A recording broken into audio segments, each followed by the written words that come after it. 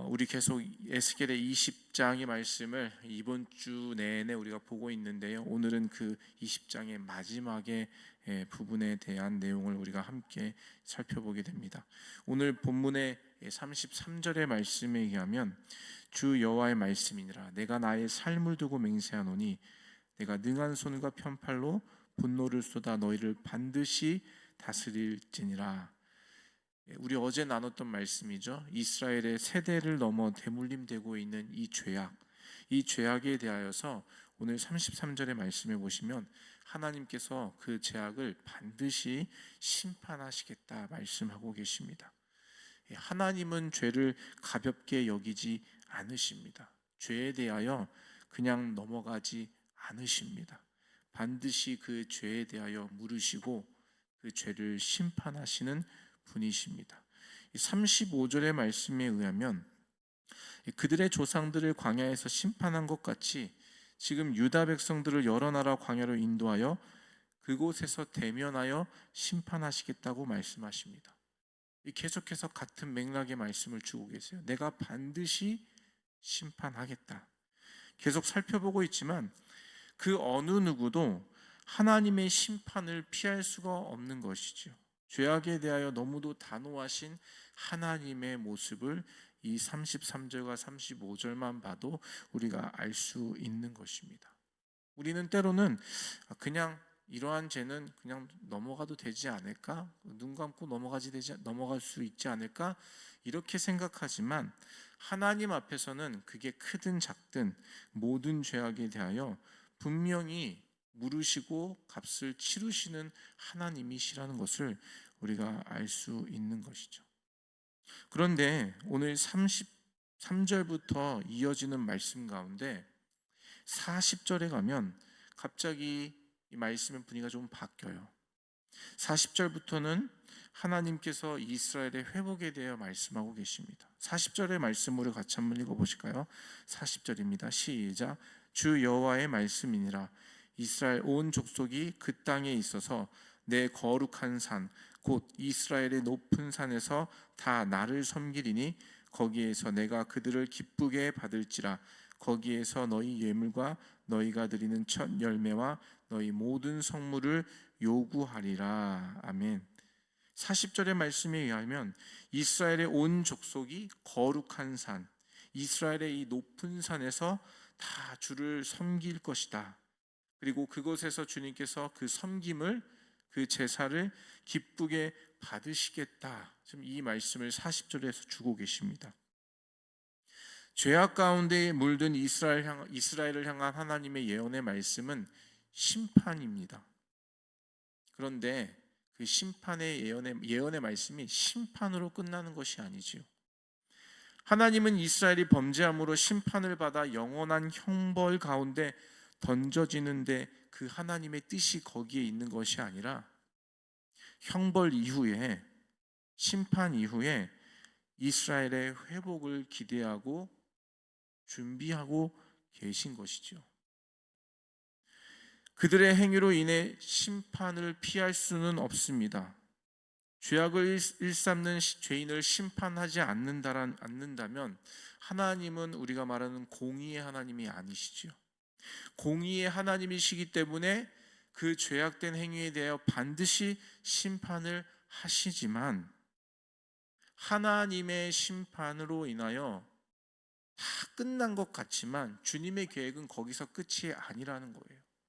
심판으로 끝내시는 분이 아니라 심판 이후에 회복을 준비하시고 회복을 기대하고 계신다는 것이죠. 제가 어렸을 때에 초등학교 6학년이었던 것 같아요. 제 기억에. 제가 저희 아버지께 좀 무례하게 행동을 했던 것 같아요. 그래서 심히 혼난 적이 있습니다. 엎드려서 엉덩이를 회초리로 맞았던 적이 있어요.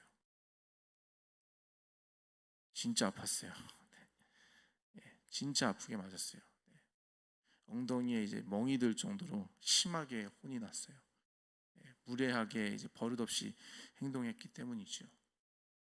그리고 나서 아버지가 속상하셨는지 나가시더라고요. 집을 나가셔서 밤 늦게까지 돌아오지 않으셨어요. 근데 저는 이제 이미 잠들었죠. 늦은 시간이니까. 근데 자고 있는데 이렇게 아랫도리가 시원해요. 그래서 잠결에 이렇게 보니까 나가셨던 아버지가 돌아오셔서 그 피멍든 그 엉덩이를 까고 거기에 이렇게 약을 발라주시는 거예요. 속상한 마음에 혼을 냈지만 속상한 마음에 나가셨다가 다시 오셔서 그 상처에 약을 발라주시는 그런 경험이 저에게 있었는데요. 주님의 마음이 그와 같은 마음이 아닌가 싶지 않나 생각이 듭니다. 비록 죄로 인해서 징계할 수밖에 없지만 그 징계로 인한 상처를 주님께서 다시 싸매어 주시는 분이라는 거예요. 우리의 죄악된 삶을 주님 그냥 내버려 두지 않으십니다. 그 죄악된 삶에 대해서 반드시 심판하시고 징계하시지만 주님의 의도와 뜻은 그래, 너 한번 혼나봐라. 너 한번 멸망당해봐라. 감히 내 율례와 규례를 어겨? 그러한 마음으로 징계하고 심판하시는 것이 아니라 그 죄의 길에서 돌아서기를 원하는 그 사랑의 마음으로 징계하고 심판하시는 분이라는 거예요. 그것을 우리가 어떻게 할 수 있는가? 주님은 그 징계로 인한 이 상처를 다시 싸매어 주시는 분이라는 것을 우리가 알기 때문이죠. 시편 147편 2절과 3절에 주님의 그 마음을 우리가 알 수 있는 부분이 있습니다. 시편 147편 2절과 3절을 제가 읽어보겠습니다. 여호와께서 예루살렘을 세우시며 이스라엘의 흩어진 자들을 모으시며 상심한 자들을 고치시며 그들의 상처를 싸매시는도다. 그들의 상처를 싸매시는도다. 우리 하나님은 어떠한 분이십니까? 죄에 대하여 단호하게 심판하고 징계하시는 분이시지만 그 상처를 또한 싸매어 주시는 분이라는 거예요. 심판의 하나님이시지만 또 한편으로는 회복을 주시고 그 모든 아픔과 상처를 싸매어 주시는 분이 바로 우리 하나님이라는 거예요. 호세아 6장 1절에도 주님께서 이렇게 말씀하고 계십니다. 오라, 우리가 여호와께 돌아가자. 여호와께서 우리를 찢으셨으나 도로 낫게 하실 것이요 우리를 치셨으나 싸매어 주실 것임이라. 오라, 우리가 주님께로 다시 돌아가자. 주님께로 돌아가면 우리를 징계하고 심판하시는 하나님, 우리를 찢으셨으나 주님께로 돌아가면 그분께서 다시 우리를 낫게 하실 것이다.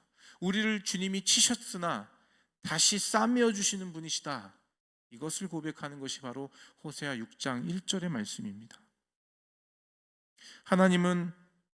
하나님의 마음은 죄악으로 물든 이스라엘이 하나님의 징계를 통해 다시 하나님만 섬겨 회복되기를 원하신다라는 거예요. 그게 주님의 마음이라는 것입니다. 징계와 심판으로 받은 상처를 주님께서 다시 싸매어 주시며 다시 낫게 하시는 분이십니다. 그래서 하나님의 징계와 심판 안에는 죄인을 향한 하나님의 그 사랑이 담겨 있는 것이에요. 하나님께서는 죄를 미워하십니다. 그러나 죄인은 끝까지 사랑하시는 분이라는 거예요. 죄는 미워하지만 그 죄를 짓고 있는 그 사람은, 인간은 끝까지 사랑하셔서 기회를 주시고 기회를 또 주시고 주시다 못해 이제는 징계하고 심판할 수밖에 없는 자리까지 나아가지만 그럼에도 불구하고 다시금 그 상처를 징계로 인해 받은 상처와 아픔을 다시 주님께서 도로 치료해 주시고 회복시켜 주시며 싸매어 주시는 분이라는 것이에요. 가장 사랑하는 우리 안에, 하나님의 관점에서 보시면 가장 사랑하는 우리 인간 안에 그가 가장 미워하는 죄가 있는 것을 주님은 그냥 내버려 두지 않으신다라는 거예요. 하나님은 심판의 하나님이시지만 또 한편으로는 회복의 하나님이십니다. 모든 심판은 하나님의 주권 아래 있는 것입니다. 또한 모든 회복도 하나님의 주권 아래 있는 것입니다. 심판하시는 이도 하나님이시고 그것을 회복시키시는 이도 하나님이십니다. 죄악을 미워하시지만 여전히 죄악에 빠져 사는 우리를 끝까지 사랑하시는 그 하나님. 그래서 우리가 주일마다 우리가 룻기 강해를 통해 배우는 하나님의 마음, 그것이 무엇입니까? 히브리 말로 헤세드라는 거예요. 그게 은혜와 사랑, 자비.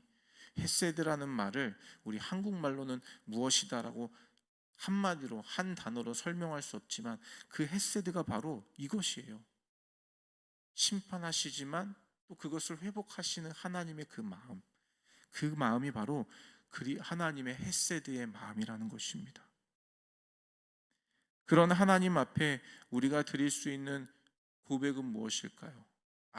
주님은 나를 사랑하니까 난 계속 죄를 지어도 괜찮아.